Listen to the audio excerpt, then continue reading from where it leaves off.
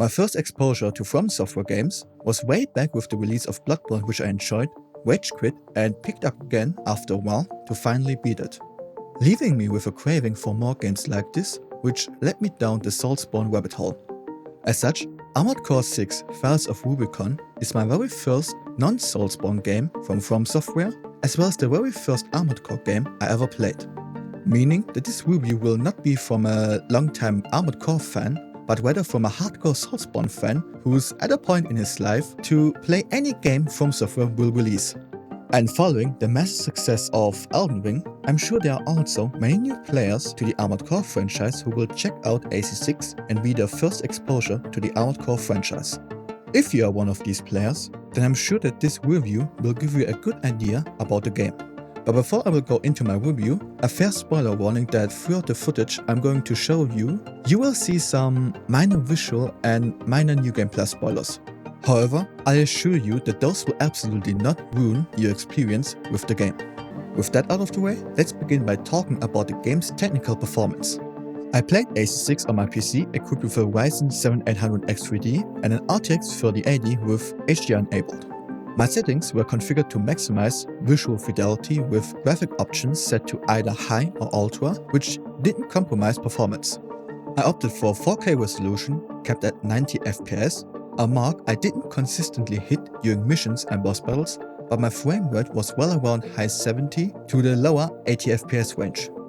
The result was a remarkably smooth and consistent experience from start to finish without any game-breaking bugs. Admittedly, my PC is very high-spec, but it speaks volumes about how highly optimized this game was at launch for me to hit such good numbers. Taking into account how intense visual effects get during certain boss fights, especially at the end of the game, and how fast-paced the gameplay is, which unfortunately isn't something we can take for granted with other AAA games. Now, let's talk about the game's story. The majority of AC6 story unfolds through mission briefings and audio messages, a choice that adds an interesting dynamic to character interactions and plot development. As you progress through missions and chapters, you gain deeper insights into characters, the factions they belong to, and their underlying motivations. Because the game relies so heavily on audio messages and mission briefings for storytelling, attention to detail is crucial due to the absence of visual cues, demanding your full engagement to keep up with its story, which is quite the inverse of From Software's typical storytelling methods in its Soulsborne games. AC6 story can be summarized as follows. You're on a mission from your handler Walter to travel to the planet Rubicon and find a substance called coral that is native to the planet. After making a successful illegal entry to Rubicon, the two of you quickly establish yourselves as formidable independent operatives, posing as a handler for the independent mercenary named Raven, your character. To look like the part, you and Walter take on jobs from various competing factions, the Balaam and Archibald corporations, as well as the Rubicon Liberation Front, a rebellious group waging guerrilla warfare against corporate tyranny and greed. At the core of everyone's agenda is coral, an extraordinary energy source unique to Rubicon. It is viewed as the key to the next era of technological breakthroughs by the corporations, resulting in coral becoming the epicenter of the conflict between the corporations and the Rubiconians, making up the Rubicon Liberation Front. Each faction, including Walter, is hell-bent on acquiring this material for their own purposes. And as you get closer to your goal with Walter, it becomes clear that the struggle for coral isn't just a simple job for either of you. As I have briefly mentioned already, this game is experienced through a mission-based approach which drops you into specific areas where you have to achieve certain goals. It's a refreshing departure from the trend of open world design every game nowadays has to have, and to be honest, a blast from the past for me. AC6 opts to stick to its traditional mission-based format, which many games used to have as well back in the day. With one of the most captivating aspects of this game is its emphasis on replayability, drawing inspiration from the Nier franchise and utilizing its mission-based structure to the fullest. Not only does each replay introduce altered or entirely new missions and new content, but it also deepens the narrative and enriches the gaming experience as a result. Even previously played missions aren't set in stone, they can be altered in meaningful ways depending on either your choices or even in small ways by, for example, putting more enemies into certain mission sections. For example, in New Game Plus, an early Chapter 1 mission involves a dam attack where you have to aid Balam's wet guns against the Liberation Front. During this New Game Plus playthrough, however, you have the option to either stick with the wet guns or assist the Rubicon Liberation Front by destroying the wet guns' ACs. And each decision leads to different outcomes and repercussions later down the game. For someone like me, who typically puts a game aside after completing its story, the structure of this game provides a high incentive to keep playing well beyond the first playthrough. With each new run, revealing new layers of complexity, making the experience feel fresh and engaging every time. The game kept drawing me back in that way and encouraged me to discover all the hidden content it has to offer, which ended with me getting all of AC6 achievements, excluding S-ranking all missions. It's a rewarding experience that keeps you invested in the game long after you've seen the credits roll for the first time. Culminating in an overall good story I didn't expect from a game franchise that is primarily known for its great gameplay and customization options, which are the aspects From Software definitely put most of its efforts in, and we'll talk about them now for the remainder of this video. One of the most captivating elements of this game is its highly addictive and fast-paced gameplay. This is the total opposite from the methodical, almost meditative style of fighting you associate with From Software's Soulsborne series.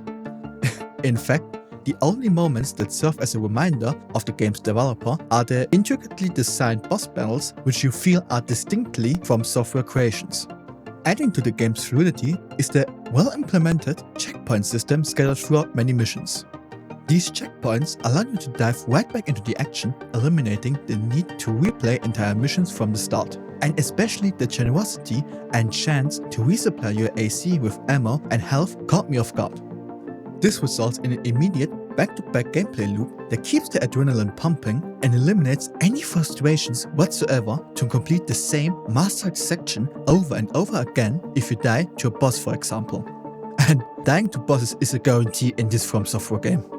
This feature proves particularly beneficial when encountering bosses for the first time, allowing you to get right back into the fray after assessing their attack patterns and weaknesses, as well as tweaking or altering your AC build. Especially altering your build is definitely the greatest asset of the checkpoint if you die to a challenging boss, for example, and get a mission failed screen. Because here, you have the option to switch up your AC build, utilizing any parts you have already purchased, or simply load an existing AC build that you have saved, allowing you to get right back into the boss fight and testing out your new strategy. This level of adaptability not only aligns with the game's lightning-fast pace, but also makes for a more accessible and less frustrating experience, especially for players tackling some of the more formidable bosses. And believe me, some bosses are ludicrously tough. Also benefiting the game's mission-based approach is the option of replaying missions, which is very beneficial in multiple ways. For starters, you can repeat a mission several times to maximize the total profit by mastering it in order to quickly obtain enough funds to purchase new parts for your AC. And another way to also get some of the best parts in the game is by either finding the chests containing them or defeating specific enemies that drop battle logs in certain missions.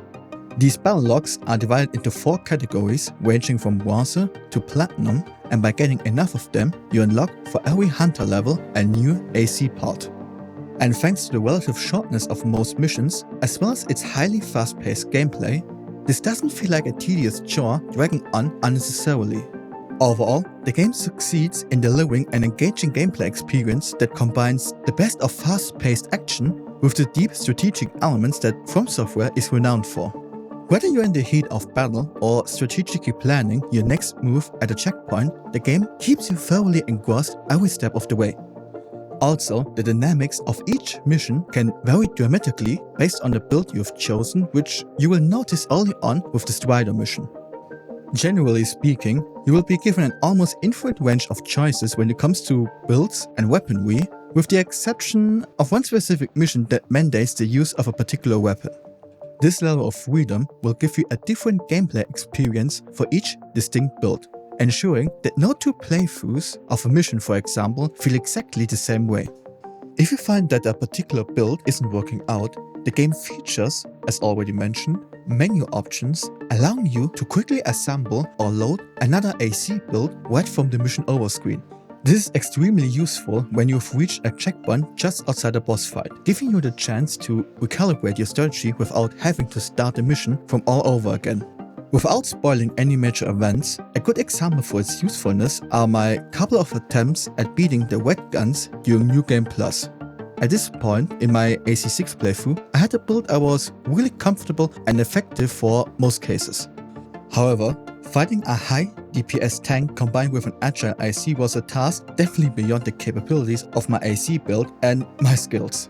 As such, I swapped out my build for the old reliable to brute force my way through these two and one after a couple of tries. This flexibility in loadouts and the ability to adapt your build on the fly adds an important quality of life feature to the gameplay, encouraging experimentation and tactical thinking without punishing you with unnecessary repetitions. All in all, the game masterfully balances player freedom with presenting adequate challenges for each mission, which becomes especially crucial as you approach the game's endgame bosses. These bosses are not only formidable due to their complex attack patterns, but also because of the lightning-fast pace at which AC fights unfold. In some instances, bosses unleash a barrage of visually overwhelming attacks that can disorientate you to the point where it's difficult to even keep track of the boss's movements. The boss at the end of Chapter 4 is particularly notorious for this, employing a dizzying array of visual effects that threw me completely off. If you face this boss, you know exactly what I'm talking about. Despite these visual challenges though, the boss fights are as good and varied as you would expect from Software. They are intensely challenging but also immensely satisfying to conquer. It's clear that the studio has leveraged the decade-long experience from the Soulsborne series to fine-tune these boss encounters, but to also make them feel like an Armored Core boss instead of a Souls boss. As a result, you will feel sad after beating certain bosses, rage quit some, fly through other encounters, and have many what the fuck moments with AC6 bosses. As such, you should definitely look forward to them and the gameplay. Bringing me to the next and last major aspect of AC6, which is the garage, where arguably the most important decisions are made. Those being the parts you purchase for your AC, what upgrades you unlock with OS tuning, and most importantly, the types of ACs you build here. Let's dive first into assembly. The Armored Core series always gave the player a massive range for AC customization options, which is also the same for AC6. Next to dozens of options for your AC unit, ranging from head, core, arms, leg parts, energy generators, boosters, and FCs, you also have access to an overwhelming number of weapons, ranging from standard rifles, shotguns, missile and grenade launchers, to laser and pulse weapons, introducing a total of 4 different weapon damage types. With weapons like rifles and shotguns, you fire bullets that inflict kinetic damage, while missiles and grenades cause explosive damage. Laser, plasma and pulse weapons on the other hand cause energy damage, and there's also one other damage type which I'm not going to spoiler, so you can discover it for yourself in the New Game Plus ones. With such an abundance of choice, however, you are limited by 2 stats in order to not go with a high-speed bazooka wielding AC into a mission that can obliterate anything and turn each mission into child's play. Those being the load your AC can carry and the amount of energy your machine can produce for the weapons and parts you equip. Those values are determined by the energy generator and legs you equip, which is ultimately the only constraints you will have when assembling your AC. So yeah, as overwhelming as all of this sounds like, you can actually even decide how complex you want your AC assembly to be. You can stick to the oversimplified stat sheet, which will give you a good enough idea about how your AC will perform. Or go even harder down the rabbit hole by considering every single stat that is affecting your AC's performance. While you can get stuck there with your AC planning, there's also another feature you can lose hours in. That being how you want your AC to look like. Similar to the color selection menu in Elden Ring's character creation, you have the same level of depth in AC6 with the bonus of choosing a weathering effect and selecting between different reflection and luster presets, giving you the freedom of choice to pilot a shiny, pristine and brand new looking AC, or one that has seen quite a bit of battle, or even one that lay dormant on a scrapyard for years. And on top of this, you can also sticker bomb your AC with decals you unlock by completing various activities in Armored Core 6, which you can in turn put onto every surface part of your AC unit in whatever size or angle you want. My only gripe with this feature is that you are limited to a total of 20 images you can put onto your AC at a given time.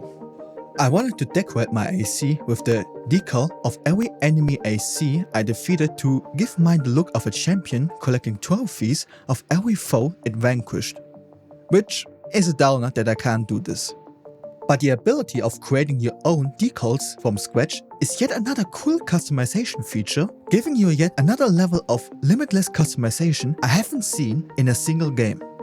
You're basically given a menu similar to Photoshop or GIMP with tons of shapes, symbols, and different fonts you can mix and match however you want to. Especially this part is where artistic fellas can let their imagination run wild and make something really incredible, which will probably look better than the simple images I made. As such, it is very likely that you will forget after a while what specific parts and colors you have used to build the AC that obliterated that particular boss with ease and style. To mitigate and to also allow an easier way to switch out your AC build between missions or during a game over screen, From Software implemented the AC data feature. It allows you to save any AC configuration and even organize it quite a bit by giving you several tabs. You will also find in one tab the option to load the build of enemy ACs you have defeated in the arena, provided that you have unlocked and purchased all of the required parts, giving you the option to pilot a particular build if you find it an interesting concept or a better version of what you are trying to attempt with your own build. To wrap up the garage, let's look at the last big feature you will unlock after completing a couple of missions, the arena and OS tuning. In the arena, you will face off against ACs you encounter later in the game. It is an incentive to familiarize yourself and train against those ACs to have a better chance later on when you face them for real. The major reason as to why you want to participate in the arena, however, is to earn OS chips.